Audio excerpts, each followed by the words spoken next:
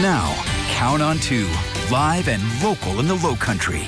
This is News 2 at 5. Good evening. Thank you for joining us tonight. I'm Brendan Clark. Good evening, everyone. We are glad you're watching. I'm Carolyn Murray. Well, you may want to grab a jacket if you are heading outdoors at any time this weekend. Turn up the heat. We're going to check in with Storm Team 2 meteorologist Jed Kristoff for a look at this coming weekend. Jed, we know it's going to be cold out there. That's right. I'll tell you what, the cold front's making its presence known. It's not only pretty chilly, but it's breezy right now as well. We saw some gusts exceeding 30 miles per hour at the airport in North Charleston. The cold front, now located offshore, is pushed through the Low Country, but we still have breezy conditions even behind it. Look at this, a gust of 22 miles per hour. Georgetown from the north and west. 14, meanwhile, at the airport, 22 right here in Mount Pleasant, 25-mile-per-hour gust in Kingstree. So again, just a breezy day out there, and temperatures are starting to drop a bit as well. Most of us into the mid-50s. We were in the upper 50s earlier. A few spots even briefly hit 60, but now that is not the case with most of us into the mid-50s.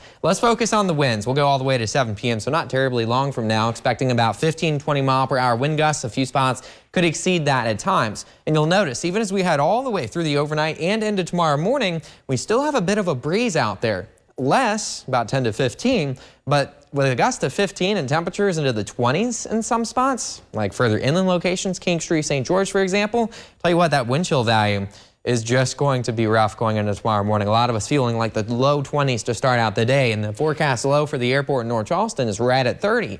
So a lot of us will wake up tomorrow morning feeling like the 20s, and you know, we're only warming into the mid to upper 50s for highs tomorrow, or excuse me, mid to upper 40s for highs tomorrow. So when you factor in the winds, we're feeling like the low 40s even during our peak daytime heating with plenty of sunshine tomorrow. It's just a chilly day.